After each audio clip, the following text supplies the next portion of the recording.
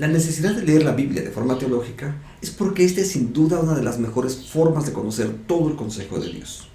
Aun cuando el título puede asustar inicialmente, en realidad se trata de algo que todos podemos hacer si ponemos un poco de cuidado. La importancia de esta manera de leer la Biblia es que nos permite concentrarnos en Dios, sus obras, sus perfecciones, su carácter, en lugar de buscar en la Biblia aquellos versículos que nos gustan o que sirven para proveer respuestas rápidas, pero que a la larga informan, pero no edifican. Si es la primera vez que intentas leer la Biblia de esta forma, se trata de ir leyendo el texto bíblico de forma sistemática para encontrar los temas que describen a Dios, sus obras y sus perfecciones. Si no sabes por dónde empezar, puedes hacer una lista de estos temas auxiliándote de una teología sistemática o de un diccionario. Claro, también puedes googlear para encontrar la información básica que puede quedar más o menos como sigue.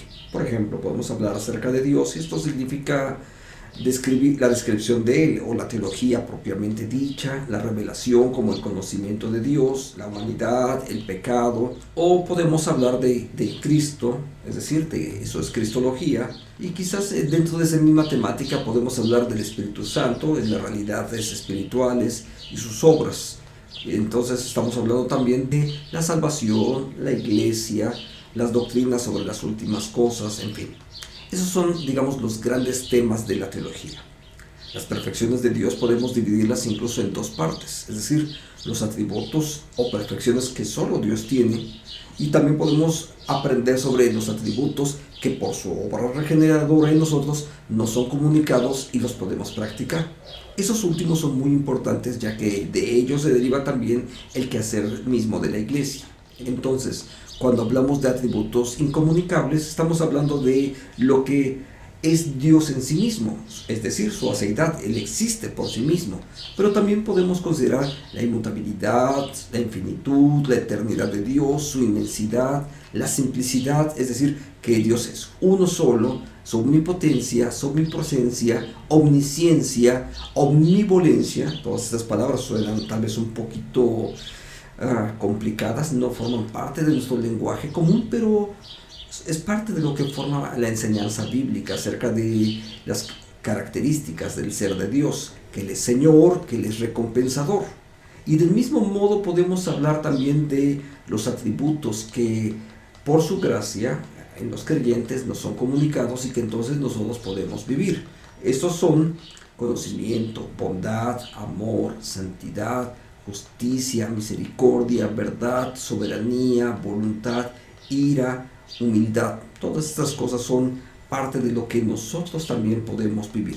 Ahora, con estas herramientas podemos iniciar entonces nuestra lectura primaria de la Biblia, la cual consistirá en una primera parte en leer el texto poniendo atención sobre el ser de Dios y el carácter de Dios.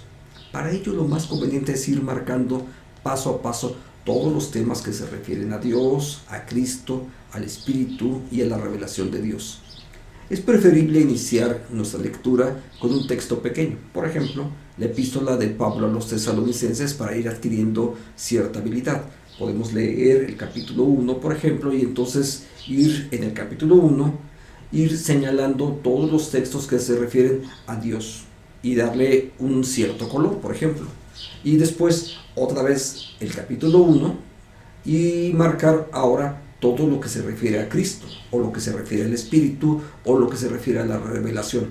Tal vez tengamos que hacer 3, 4 lecturas sobre el mismo texto. Al leer habremos de marcar entonces con colores distintos los textos que se refieren a cada una de las personas de la Trinidad, así como los referentes a la revelación, si es que los hubiese. En este primer paso nos permitirá entonces tener la información básica sobre lo que el texto dice sobre cada una de las personas de la Trinidad, de tal manera que podemos por separado transcribir ahora toda esta información para tener el conjunto de cómo se describe en esta epístola a Dios el Padre, cómo se describe a Jesucristo y cómo se describe al Espíritu de Dios. Esta información base nos va a permitir tener una, si puedo decirlo así, incipiente teología acerca de la epístola que hemos escogido, para nuestra primera epístola, por ejemplo, en este caso de Tesalonicenses.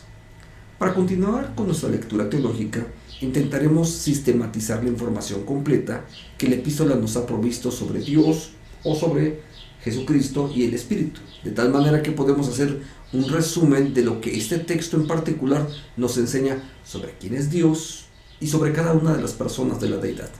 Pero sabiendo que nuestra lectura teológica estaría incompleta solo con esta información, ahora será el momento en que complementemos nuestra lectura con los principales credos y confesiones de la Iglesia. Entonces podríamos, por ejemplo, usar ahora el Catecismo de Heidelberg o la Confesión de Fe de Westminster y confrontar nuestra lectura personal con lo que se enseña en esos documentos confesionales. La razón de este paso es examinarnos a nosotros mismos y corroborar si nosotros mismos estamos en la fe, como enseña en la segunda de Corintios 13:5. Es decir, comprobar que nuestro aprendizaje personal corresponde también con lo que la iluminación del Espíritu de Dios ha dado a su iglesia. Este tipo de lectura, como ya se puede intuir, no es algo que se hace de manera apresurada, sino que requiere que le dediquemos tiempo, profundicemos en la lectura y análisis de los textos, así como en la síntesis necesaria para amalgamar toda la información. Así, por ejemplo, una epístola como Primera a los Tesalonicenses, que solamente contiene 4 capítulos, puede requerir que le dediquemos 1, 2 semanas, quizás incluso más, dependiendo de la profundidad y las horas que estemos invirtiendo en este proyecto. Pero esta será también sin duda una de las mejores inversiones en cuanto a nuestra lectura bíblica, pues no solo nos permitirá conocer con mayor precisión el texto, sino que tendremos oportunidad de ver en acción a Dios actuando en esta iglesia en particular, para después de allí, dado que Dios es el mismo siempre, obtener entonces los principios que nos servirán para alentar nuestra fe y también la de nuestros condiscípulos.